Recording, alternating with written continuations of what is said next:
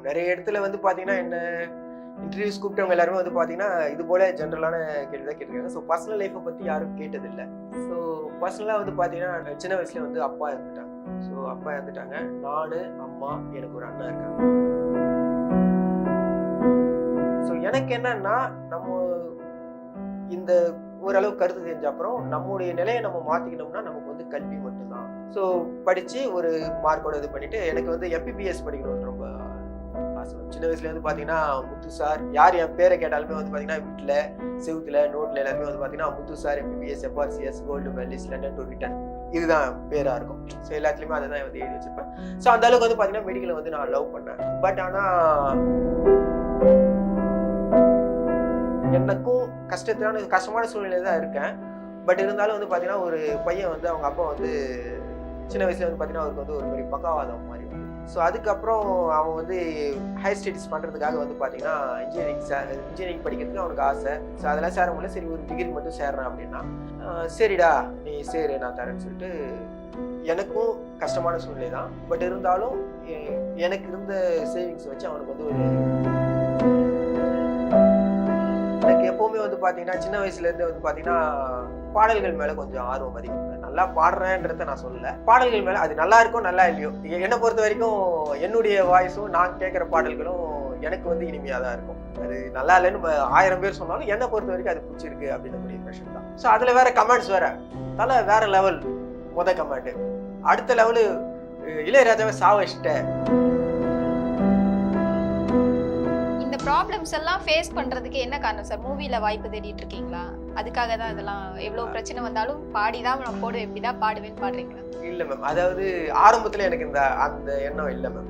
ஆரம்பத்துல என்னன்னா சும்மாவே இருக்குதே வீடியோஸ் எதனா போடுவோம் அப்படின்றதுக்கோசரம் போட்டதுதான்.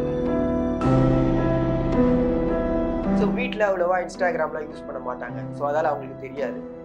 மற்ற வெளியாட்கள் சொல்லி தான் வீட்டுக்கு தெரிய வந்தது. ஸோ அப்போ என்னன்னாக்கா என்னடா நீ வீடியோலாம் போடுறியாம எல்லாரும் வந்து அவர் வாதியார் வேலை செய்யறாரு எவ்வளோ பெருமையான வேலையா இது மாதிரிலாம் பண்றாரு அப்படின்னு சொல்லிட்டு பேசிட்டு இருந்தாங்க. ஒரு சோசியல் மீடியாவுக்குன்னு வந்துட்டோம். ஸோ வந்துட்ட அப்புறம் இதுல வந்து நம்மளுடைய கால் வச்சிட்டோம். ஸோ இதுல வந்து ஒரு நம்மளால உயர்ந்த அளவுக்கு முயற்சி பண்ணி எவ்வளவு உச்சகட்டம் போக முடியுமோ அவ்வளவு உச்சகட்டத்துக்கு போயிடணும் அப்படின்ற கூடிய எண்ணம் இருக்கு.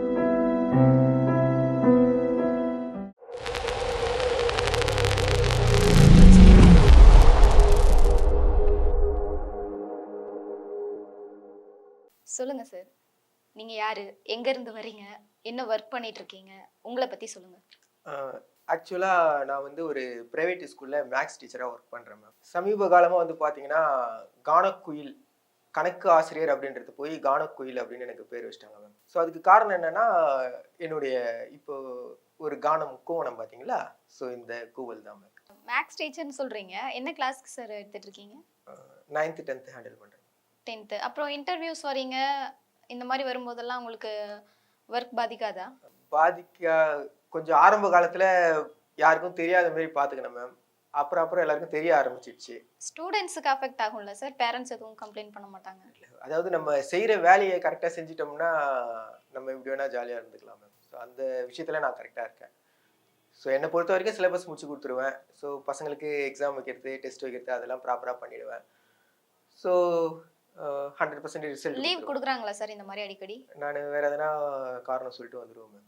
இதுக்கு தான் இம்பார்ட்டன்ஸ் கொடுக்குறீங்களா? அப்போ ஸ்கூலை விட இதுக்கு தான் இம்பார்ட்டன்ஸ் இல்லை. கூப்பிட்டாங்கன்னா மேபி எப்பவுமே இருக்க போகிறது இல்லை இல்லையா? ஸோ வீக்லி ஒன்ஸ் இல்லைனா மந்த்லி ஒரு 4-5 தான் இருக்கும். ஸோ அது போல் இன்டர்வியூ கூப்பிட்டாங்கன்னா நான் லீவ் போட்டு வந்துக்குவேன் மேம். என்ன மோட்டிவ்ல சார் இந்த மாதிரிலாம் வீடியோஸ் போட்டுட்டு இருக்கீங்க? பாட்டு பாடி வீடியோஸ் போட்டுட்டு இருக்கீங்க இல்லையா? என்ன மோட்டிவ்காக போடுறீங்க? மூவில பண்ணணும் வாய்ப்பு வரணும் அப்படின்றதுக்காக பண்றீங்களா? இல்ல மக்கள் வந்து அவங்களுடைய கவலைகள் எல்லாம் மறந்து உங்களுடைய வீடியோ பார்த்து சிரிக்கணும் அந்த மோட்டிவ்ல போடுறீங்களா? எதுக்காக பண்ணிட்டு இருக்கீங்க? இப்போ ஆரம்பத்துல வந்து பாத்தீங்கன்னா நம்ம வந்து வீடியோஸ் போட்டதுக்கான காரணம் என்னன்னா இன்ஸ்டாகிராம்ல யூடியூப்ல வந்து எல்லாருமே வந்து வீடியோஸ் போடுறாங்க. சரி நம்மளும் ஏதாச்சும் ஒன்று போடுவோம் அப்படின்னு தான் நம்ம வந்து ட்ரை பண்ணுது. ஸோ ஆரம்பத்தில் வந்து பார்த்தீங்கன்னா மாணவர் மன்றம் அப்படின்னு சொல்லிட்டு தான் நம்முடைய யூடியூப் சேனல் ஒன்று கிரியேட் பண்ணோம். மாணவர் மன்றம் அப்படின்னு சொல்லிட்டு அதில் என்ன பண்ணுவோம் அப்படின்னா முழுக்க நம்முடைய டியூஷனில் இருக்கக்கூடிய ஸ்டூடெண்ட்ஸை வச்சு அவங்க சம்பந்தமான அவங்களுக்கு இருக்கக்கூடிய திறமைகள்லாம் வெளிக்கொண்டு வர மாதிரி டிராயிங் காம்படிஷன்ஸ், ஸ்பீச் காம்படிஷனு அது மூலெல்லாம் வச்சு போட்டுட்டு இருந்தோம் மேம். ஸோ அதுக்கப்புறம் என்ன ஆச்சுன்னா இந்த விஜய் டிவியில் வந்து ஒரு வார்த்தை 1 லட்சம்னு ஒரு ப்ரோக்ராம் நடந்திருக்கும் பார்த்துருக்கோம். ஸோ அது போல வந்து தமிழோடு விளையாடு அப்படின்னு சொல்லிட்டு ஒரு டாபிக் கொடுத்து அது போல ஒரு ப்ரோக்ராமும் வச்சு கண்டக்ட் பண்ணி எவ்ரி சண்டே ஒரு 4-5 எபிசோடு எடுத்தோம் நாங்கள். சண்டே சண்டே வந்து அதை எடுத்துட்டு அப்லோட் பண்ணிட்டு இருந்தோம். ஸோ அது வந்து பார்த்தீங்கன்னா அவ்வளோவா வியூஸ் போகல. ஒரு 20 வியூ 25 வியூ தான் போகும். ஸோ அவ்வளோவா மக்கள் கிட்ட வரவேற்பு இல்ல. ஸ்டூடண்ட்ஸும் ஒரு 4 எபிசோடு வரைக்கும் கரெக்ட்டா செஞ்சாங்க. அதுக்கப்புறம் சார் என்ன சார் நம்ம போடுறோம் வியூஸே போக மாட்டுது, கஷ்டமாகுது சார் அப்படி இப்படின்னுட்டு, சரின்னு அத எல்லாமே பேக் பண்ணியாச்சு. அந்த வீடியோஸ் எல்லாத்தையுமே டெலீட் பண்ணிட்டோம். சரி சும்மானா ஒரு Instagram பேஜ் இருக்கு. ஒரு வீடியோஸும் போடாம, சரி சும்மானா YouTube பேஜ் இருக்கே. சரி என்ன பண்ணலாம் அப்படின்னு சொல்லிட்டு நான் திங்க் பண்ணும்பொழுது, சரி நம்ம சும்மா பாடி ஒரு வீடியோ மாரி போடலாம். இந்த பாட்ட பாடுறதுலயே வந்து பார்த்தீங்கன்னா, சாதாரணமா பாடி போடுறத விட இன்ஃபாக்ட் என்னன்னா, நான் எனக்கு எப்பவுமே வந்து பார்த்தீங்கன்னா, சின்ன வயசுல இருந்தே வந்து பார்த்தீங்கன்னா, பாடல்கள் மேல கொஞ்சம் ஆர்வம் அதிகம். நல்லா பாடுறேன்றத நான் சொல்லல. பாடல்கள் மேல அது நல்லா இருக்கோ, நல்லா இல்லையோ, என்ன பொறுத்தவரைக்கும் என்னுடைய வாய்ஸும், நான் கேட்கிற பாடல்களும் எனக்கு வந்து இனிமையா தான் இருக்கும். அது நல்லா இல்லன்னு 1000 பேர் சொன்னாலும், என்ன பொறுத்தவரைக்கும் அது புடிச்சிருக்கு அப்டின்னக்கூடிய இம்ப்ரஷன் தான். ஸோ அதுபோல பாடும்போது நம்ம எங்கனா ரோட்டு மேல போயிட்டு இருப்போம். போயிட்டு இருக்கும்போது ஏதாச்சும் ஒரு பாடல்கள் கேட்போம். அந்த பாடல்கள வந்து மனசுக்குள்ள வந்து முணுமுணுத்துட்டு இருப்போம். ஆனா, அந்த பாடல்களுடைய இசையிலேயே முணுமுணுக்கிறத விட, அத மாத்தி இப்டி பாடுனா என்ன? அப்டின்னு எனக்குள்ள ஒரு எண்ணம் ஏற்பட்டுச்சுங்க மேம். ஸோ அதால வந்து பார்த்தீங்கன்னா, சரி இந்த பாட்ட இப்டி பாடி பார்க்கலாம். அப்டின்னு சொல்லிட்டு என்னுடைய ராகங்களுக்கு ஏத்த மாரி நான் பாட பாட, சரி இது போல நம்ம நெறைய பாடல்கள பாடியிருக்கோம். ஸோ அப்ப அது எல்லாத்தையுமே வந்து நம்ம அப்லோட் பண்ணலாமே! அப்டின்னு சொல்லிட்டு அப்லோட் பண்ணேன். ஸோ பண்ணி மொத என்னுடைய ஒரு வீடியோ அப்லோட் பண்ணும்போது 500 வியூஸ வித்தின் ஒரு 15 மினிட்ஸ்ல தாண்டுது. ஸோ அத பார்த்த உடனே, ஓ! அப்போ ஓகே. இத வந்து மக்கள் ரசிக்கிறாங்க. ஸோ அதுல வேற கமெண்ட்ஸ் வேற. தல வேற லெவல் கமெண்ட். அடுத்த லெவலு இளையராஜாவ சாவடிச்சுட்ட அப்படின்னு. அடுத்த கமெண்ட் அண்ணே நான் எவ்வளோ கவலையில இருந்தேன். உங்க பாட்ட கேட்ட உடனே எனக்கு கவலையே மறந்து போச்சுண்ணே. ஸோ அப்போ இந்த கமெண்ட்ஸ்லாம் வந்து பார்த்தீங்கன்னா, எனக்கு வந்து ஒரு பூஸ்ட் அப் மாரி ஆயிடுச்சு. ஸோ அதுக்கப்புறம் சரி இதே மாரியே போடுவோம் அப்படின்னு சொல்லிட்டு, இன்ஃபாக்ட் என்னன்னா, இந்த வீடியோஸ்லாம் போடுறதுக்கு முன்னாடி தோன்ற பாடல்கள நான் வந்து ஒரு நோட்ல எழுதி வச்சுப்பேன். எந்த பாடல்கள நம்ம எப்படி மாத்தி பாடியிருக்கோம், எந்தெந்த பாடல்கள பாடியிருக்கோம்னு ஒரு நோட் போட்டு எழுதி வச்சிருப்பேன். அதுக்கப்புறம் அந்த நோட் போட்டு எழுதுனத எடுத்து டெய்லி ஒண்ணு ஒண்ணா போடுவோம் அப்படின்னு சொல்லிட்டு, இத வாடிக்கையாவே நான் வந்து வச்சுக்கிட்டேன். இந்த மாதிரி பாட்டு பாடி வீடியோஸ் போடுறீங்க இல்லையா? இதுக்கு எவ்ளோ ஃபாலோவர்ஸ் வந்து உங்களுக்கு வந்து சப்போர்ட் பண்றாங்க? எவ்ளோ நெகட்டிவ் கமெண்ட்ஸ் வருது? அதெல்லாம் எப்படி ஃபேஸ் பண்றீங்க? இதுவரைக்குமே வந்து பார்த்தீங்கன்னா, என்னுடைய ஃபாலோவர்ஸ்ல பாசிட்டிவ் கமெண்ட் பண்ணக்கூடியவர்கள் கொஞ்சம் பேர் இருக்காங்க. நெகட்டிவ் கமெண்ட்ஸ் பண்ணக்கூடியவர்கள் பல லட்சம் பேர் இருக்காங்க. சரி அவங்கலாம் வந்து பார்த்தீங்கன்னா, நெகட்டிவ் கமெண்ட்ஸ் பண்றவங்களுக்கு நான் ஆரம்பத்தில ரிப்ளை குடுப்பேன். எல்லா கமெண்ட்ஸுக்குமே வந்து பார்த்தீங்கன்னா, நான் வந்து ரிப்ளை குடுப்பேன் படிச்சுட்டு. ஒருத்தர் கேட்பாரு, "ஏன்டா உனக்கு வேற வேலை இல்லையா? இது மாரிலாம் பண்றேன்னும்போது." அவரு வந்து பார்த்தீங்கன்னா, ஒரு 4 பக்கத்துக்கிட்ட ஒரு 10 லைன்ஸ் கிட்ட அத வந்து டைப் பண்ணி அனுப்பிச்சிருப்பாரு. ஸோ அவருகிட்ட நான் கேட்டது, "ஏண்ணே உனக்கு வேற வேலை இல்லையாண்ணே? இத கேட்டுருக்கீங்க." அப்படின்னுட்டு. ஸோ ஆரம்பத்தில விஜய் விஜயோட சாங்க தான் வந்து நான் வந்து ஏன்னா அவரு தான் கொஞ்சம் கிரேசியா இருக்கிறதால வந்து பார்த்தீங்கன்னா, அவருடைய பாடல்கள் அ மக்கள் மத்தியில பிரபலமா பேசப்படுது அப்படின்றதால, அவருடைய பாடல்கள் நெறைய பேருக்கு பிடிக்கும் அப்படின்றதாலயும், அத நம்ம மாத்தி பாடலாம். இன்ஃபாக்ட் நானும் விஜயோட பாடல்கள் தான் நெறைய வந்து மாத்தி மாத்தி பாடுவேன். ஸோ அத போட்டப்போ, விஜயினுடைய ரசிகர் மன்றத்திலருந்து எனக்கு வந்து மெசேஜ் பண்ணியிருந்தாங்க. பண்ணிட்டு, "அண்ணே நாங்க வந்து இது போல தளபதி ரசிகர் மன்றத்திலருந்து பேசுறோம். நீங்க வந்து இது போல கண்ணதாசன் பாடல்கள் சாவடிச்சீங்க, இளையராஜா பாடல்கள் சாவடிச்சீங்க. ஆனா தயவு செஞ்சு எங்க தளபதி பாடல்கள எதுவும் பண்ணாதீங்க. நாங்க அப்புறம் கேஸ் போடுவோம்." அப்படி இப்படின்லாம் சொல்லிட்டு மிரட்டுனாங்க.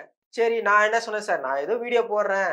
அதுக்கு ஏன் சார் இது மாரி பண்றீங்கன்ன" உடனே, அப்புறம் அவன் ஏதோ ஒரு டைப் பண்ணி ஒரு கேஸ் நோட்டீஸ் மாரி அனுப்பிச்சான் WhatsAppல. ஸோ அதுக்கப்புறம் அந்த ஐடிய நான் பிளாக் பண்ணிட்டேன். மிரட்டல் குடுக்குறாங்க. ஆ கால் பண்ணி மிரட்டலும் மிரட்டல். குடுக்குறாங்க. ஆரம்பத்துல இருந்தது. இன்னைக்குமே வந்து பாத்தீங்கன்னா, என்னுடைய Instagram பேஜ்ல ஆன் பண்ணனாலே வந்து பாத்தீங்கன்னா, நெறைய மெசேஜஸ் வரும். இன்ஃபாக்ட் என்னன்னா, நானு யாராச்சும் முக்கியமான ஆட்கள் வந்து மெசேஜ் பண்ணி, அத நம்ம தவற விட்டுறக்கூடாதுன்றதால, எல்லா மெசேஜஸுமே வந்து நான் வந்து ஓப்பன் பண்ணி பாப்பேன். ஆ என்னுடைய மொபைல் நம்பரும் வந்து பாத்தீங்கன்னா, இந்த பர்த்டே விஷஸ் பண்றதுக்காக நெறைய பேர் கேட்டிருக்காங்க. WhatsAppல வீடியோஸ் அனுப்ப சொல்லி. ஸோ அதனால என்னுடைய WhatsApp நம்பரும் ப்ரொஃபைல்ல குடுத்துருக்கேன். ஸோ ஒரு நாளைக்கு ஒரு 100 மிஸ் கால் கிட்ட வரும். அ 9 மணி நைட் 9 மணிலேருந்து 12 மணி வரைக்கும் தான் அதிகப்படியான கால் வரும் எனக்கு. ஸோ அதெல்லாம் அட்டெண்ட் பண்ணோம்னா பேசுவான். நல்லபடியா பேசுவான். "ஹலோ அண்ணா, முத்தண்ணா, வணக்கண்ணா. நான் உங்க ஃபேன் பேசுறேண்ணா" அப்படின்னுவான். வணக்கம் சொல்லுங்கப்பா" அப்படின்னா, "ஏய் இன்னொரு வாட்டி பாடுனேன்னா நாக்க இழுத்து வச்சு அறுத்துருவேன்" அப்படின்னுவாங்க. ஸோ நெறைய பேட் வேர்ட்ஸும் நான் வந்து கேட்டுருக்கேன். ஸோ எவ்ளோ பேட் வேர்ட்ஸ் கேட்டுருக்கேன் அப்படின்றது வந்து பார்த்தீங்கன்னா, கணக்கிலேயே இல்ல அப்படின்னு சொல்லலாம். ஸோ அந்த அளவுக்கான பேட் வேர்ட்ஸ டெய்லி ஃபோன் பண்ணி கேட்டுருக்கேன். ஸோ அது சொல்றாங்கன்னும் பொழுது, எனக்கு அவங்களுக்கு ரிப்ளை பண்றதுக்கு வந்து எனக்கு என்ன குடுக்கணும் அப்படின்றது தெரியல. ஸோ சரி நம்ம ஏதோ ஒரு வீடியோ போடுறோம். அந்த வீடியோவுக்கு அவங்க வந்து அவ்ளோ நம்ம மேல ஏன்னா முகம் தெரியாத ஆட்கள் தான். ஸோ முகம் தெரிஞ்ச ஆட்கள் நம்மகிட்ட அந்த அளவுக்கு பேசல. ஸோ முகம் தெரியாம எங்கேயோ இருக்கக்கூடிய ஆளு, அவருக்கு நம்ம மேல ஏன் அவ்ளோ கோவம் வருது? அப்படின்றது எனக்கு இன்னமும் வந்து ஒரு புரியல. வடிவேலு சொல்லுவாரு இல்லையா, நான் எதுக்குடா சரிப்பட்டு வர மாட்டேன் சொல்லுங்கடா அப்படின்ட்டு. ஸோ எதுக்கு திட்டுறாங்க அப்படின்றது எனக்கு இது வரைக்கும் தெரியல. பட் ஆனா என் கண்ணு பட, என் கமெண்ட்ஸ் பட நெறைய பேர் ஃபோன் பண்ணி சொல்லியிருக்காங்க. ஆனா உண்மையிலேயே வந்து பார்த்தீங்கன்னா, உங்க பாட்டெல்லாம் பார்க்கும்போது எங்களுக்கு வந்து ஹேப்பியா இருக்குண்ணா. ஸோ அது சில நேரத்துல ஆனா அவரு என்ன சொல்றாருன்னா, எனக்கு புடிச்ச சாங்கே நீ வந்து கொலை பண்ண. அதத்தான் என்னால பொறுத்துக்க முடியல.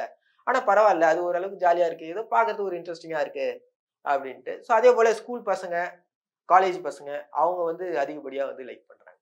அப்படி என்ன சார் பாட்டு பாடுனீங்க? என்ன விஜய் சாங் பாடுனீங்க? அப்படி என்ன கொலை பண்ணீங்க? அத பாடி காமிக்க முடியுமா? நீங்க விஜய் ரசிகரா மேம்? இல்ல சார். நான் விஜய் ஃபேன் இல்ல. சொல்லுங்க சரி. தைரியமா.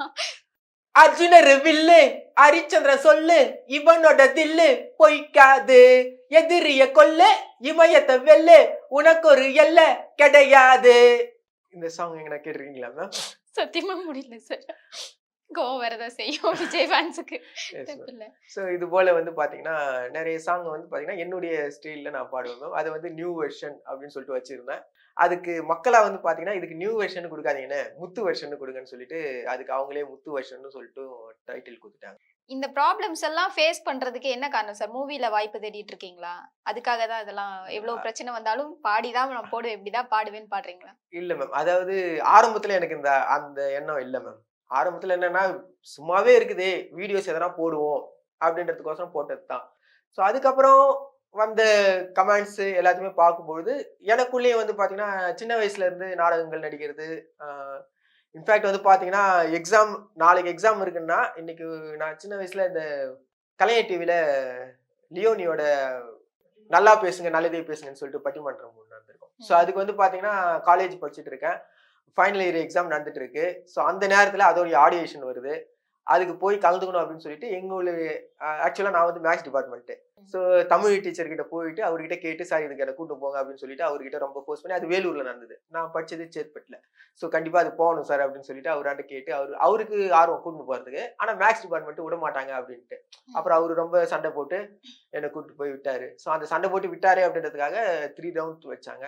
வச்சுட்டு 4த் ரவுண்ட்ல வந்து லியோனி சார் வந்தாரு. ஸோ வந்துட்டு அதுக்கப்புறம் அதுல வந்து கலந்துக்கிட்டேன். ஸோ அது போல வந்து பாத்தீங்கன்னா, ஸோ அதுக்கப்புறம் என்ன ஆச்சுனாக்கா, ஸோ இதால வந்து நம்ம எஜுகேஷன் வந்து பாதிக்கப்பட்டுருமோ அப்படின்ட்டு ஒரு எண்ணம் வந்தது. ஸோ அதால வந்து சரி அத எக்ஸ்ட்ரா கரிக்குலர்லாம் கொஞ்சம் ஒதுக்கி வைப்போம் அப்படின்னு சொல்லிட்டு எஜுகேஷன்ல கான்சென்ட்ரேட் பண்ணிட்டேன். ஸோ அதுக்கப்புறம் அத வந்து அப்படியே கிடப்பிலேயே போட்ட மாதிரி இருந்தது மேம். ஸோ அதுக்கப்புறம் ஆஃப்டர் டிகிரி கம்ப்ளீட் பண்ண அப்புறம் பிஎட்லாம் சேரும்பொழுது, இங்க வந்து பாத்தீங்கன்னா எஜுகேஷனுக்கும் கலைக்கும் வந்து பாத்தீங்கன்னா ஈக்குவல் பார்ட்டிசிபென்ட்ஸ் குடுத்தாங்க.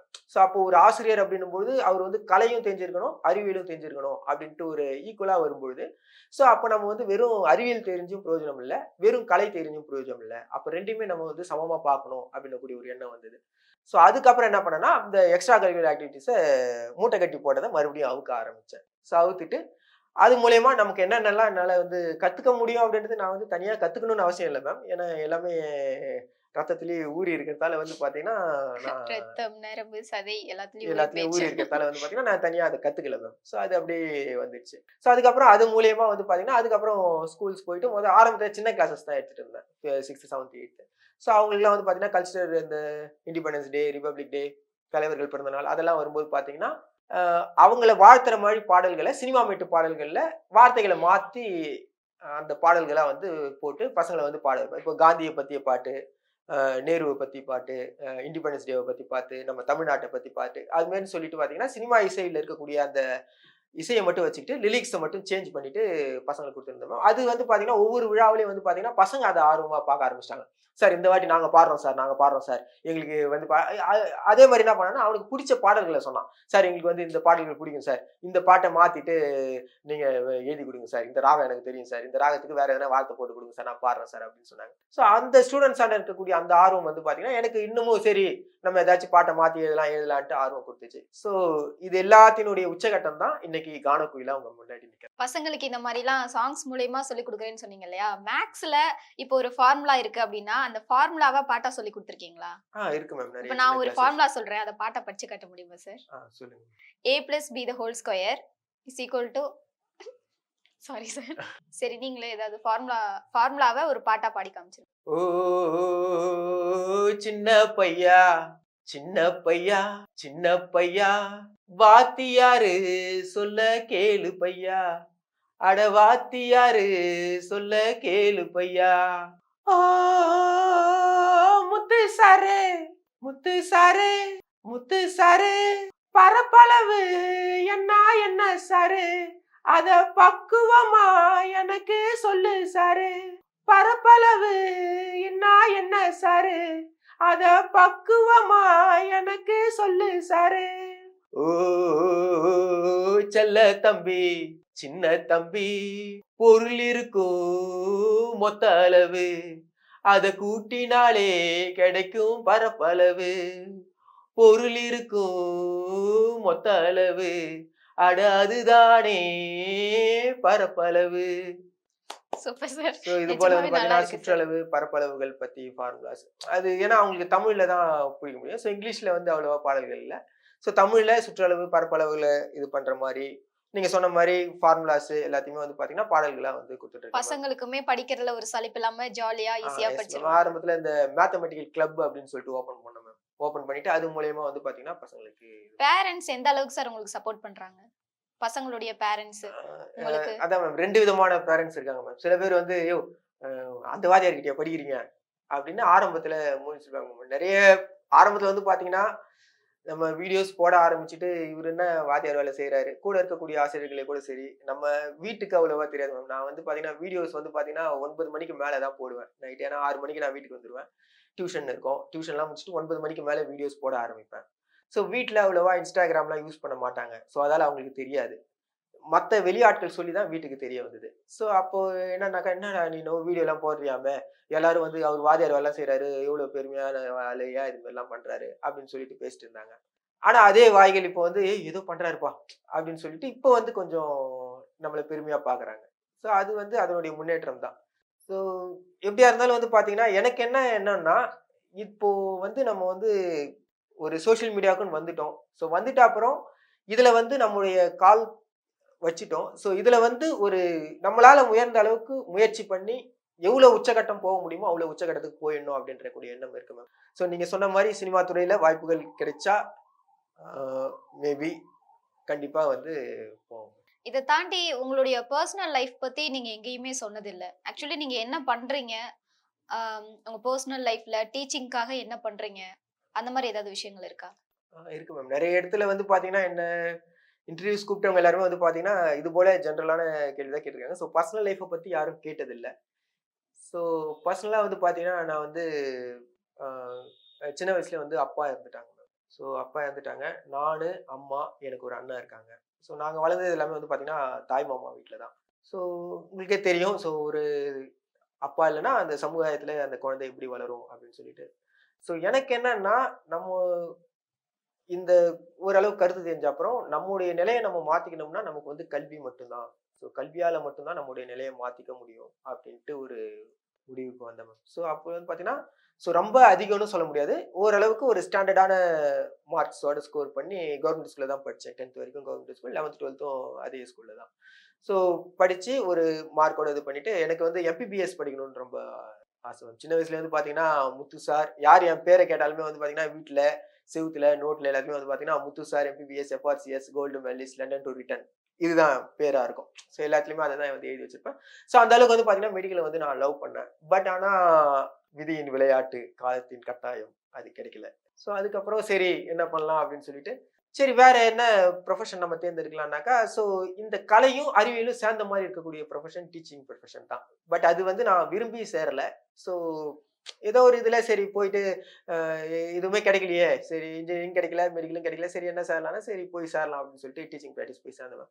ஸோ அதுக்கப்புறம் அதுல சேர்ந்த உடனே என்ன ஆச்சுன்னா, அதுல கலையும், இலக்கியமும் சேர்ந்து இருந்ததால வந்து பார்த்தீங்கன்னா, அது அப்பதான் எனக்கு அது ரொம்ப பிடிக்க ஆரம்பிச்சது. ஏன்னா, நமக்கு புடிச்சத செய்ய வேண்டிய ஒரு நிலையா இருக்கு. ஸோ நம்ம வந்து அ எப்படி வேணா பாடலாம், எப்படி வேணா ஆடலாம்.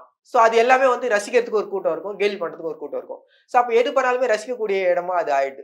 ஸோ நம்ம நல்லா பண்ணோம்னா அது ஹை ரேஞ்ச் ஆயிடும். அது நம்ம நல்லா பண்ணலன்னா அது வந்து காமெடி ஆயிடும். அப்ப காமெடியும், நகைச்சுவையும் அங்க இருக்கு.